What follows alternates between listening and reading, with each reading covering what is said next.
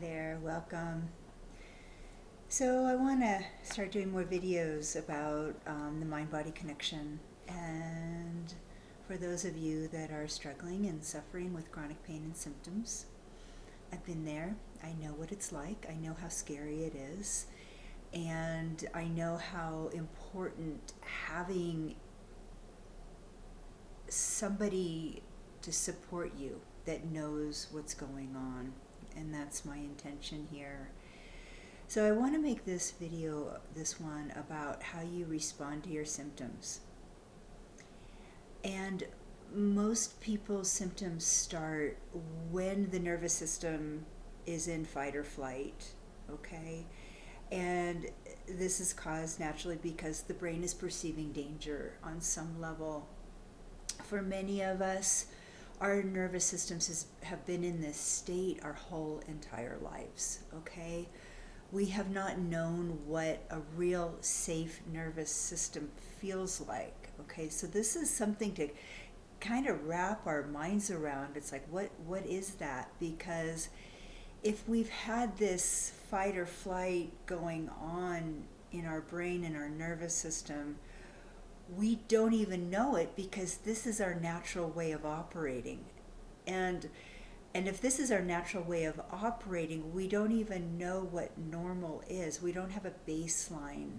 Whereas some people that maybe had that normalcy and then maybe a stressor came on, they can see that there was something that happened, right? But for those of us that have had a fight or flight nervous system our entire lives, we don't really know what that normalcy is. And so this is something to be aware of when we're recovering, okay?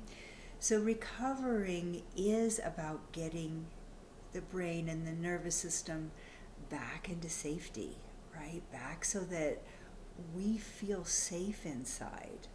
Not like in our environment, but in our internal state. And what this feels like is a relaxation, okay? It feels like an ease, something that is at peace inside, and it's not dependent upon anything external, all right? So this is what we want to focus on to recover.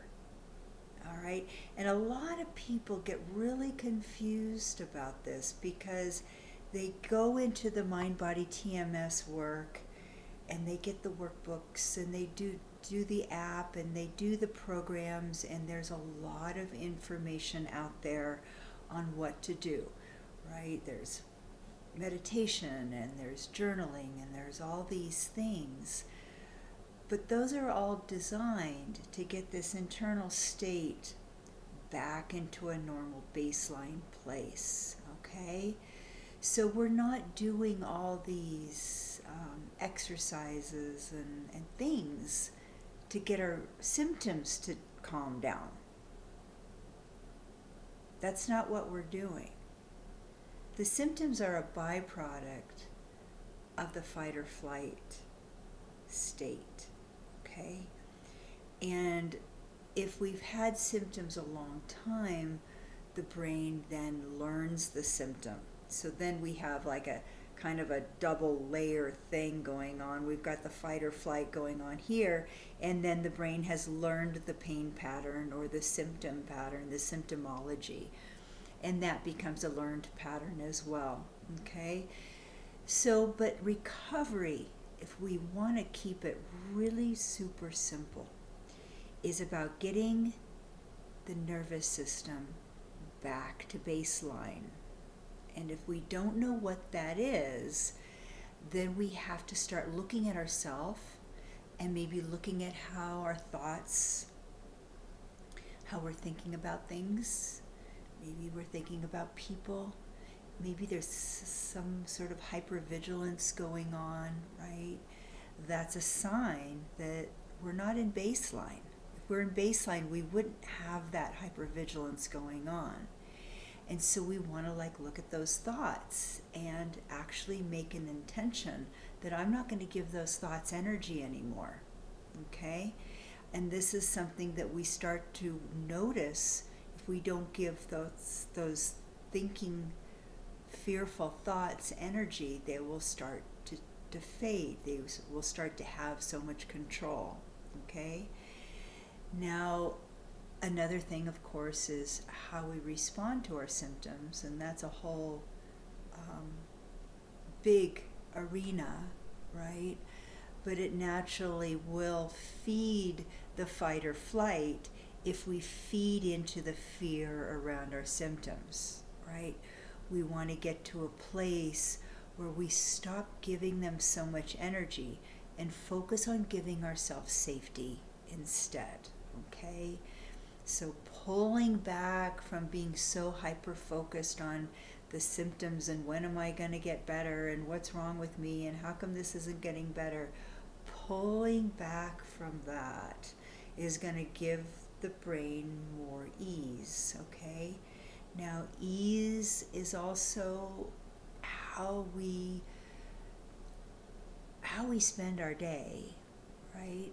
If we spend our day on social media and comparing ourselves or whatever we do there, right? That is going to start to signal the brain into some fight or flight energy, right? We want to keep it calm. We want to let it know that it's safe.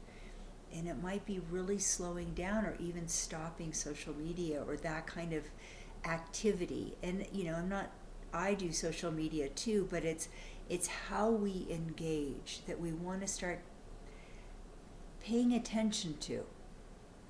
Okay? Now, another thing is blaming the past. And this is a big one. Oftentimes we blame the past, we blame the people, we blame our situation, we blame. And if we're putting blame on other things, and it might be even our symptoms, blame is a huge danger signal. It shows us that our brain doesn't feel safe inside if we're blaming. Okay? It's a way that the brain is trying to find control and something to hold on to. It's just trying to figure out how to be in this world, right? And so coming back to self and know that this behavior, blaming, is a big danger signal to the brain. And so same with complaining. Complaining is a signal that things aren't right? That, gosh, I can't believe how much noise the neighbor made yesterday, or, what happened last week, or whatever it is. Complaining is a danger signal. And if our focus is on getting that baseline to come down to that normalcy, right? We have to start looking at these kinds of behaviors again, okay? So thinking safety and also watching the personality, watching the thoughts, watching the behaviors. And because this is all coming from neuroplasticity, right? This is something that can be changed. So we don't blame it on what happened 20 years ago.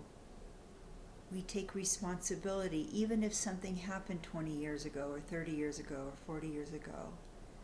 Right now we can take responsibility and change that behavior. And it might be a little difficult at first, but if you really want your nervous system to come back to normalcy and come back to safety, because that's what it's going to take to recover from your symptoms, right? That's what you have to do. So you look at those behaviors and you're blaming and complaining and these kinds of things, thoughts. Not taking responsibility is also an avoidance tactic. So that's another way that is signaling that there's a problem, so I have to hide from taking responsibility. Okay? So these are just some of the ways that we can pay attention, and just those 4 things will start to bring the brain back into kind of convincing, and we're influencing the brain, convincing it that there isn't a problem, because the brain thinks there's a problem. Okay? So we have to convince it that there isn't one. So we're all going to be different, right? Because we all have different personality behaviors and this kind of thing. But if we really pay attention to what I'm doing, am I giving the brain messages of peace and safety and ease? Or am I signaling danger? Okay? And even with those of us that have had fight or flight responses in our brain our entire lives, this is possible. It's possible. Okay? And trust me, you will be much happier to have this normalcy return. It will be almost like a new life, because it's something that you really haven't known before. Okay? All right, I hope this is helpful. All right, we'll see you soon. Take care. Bye-bye.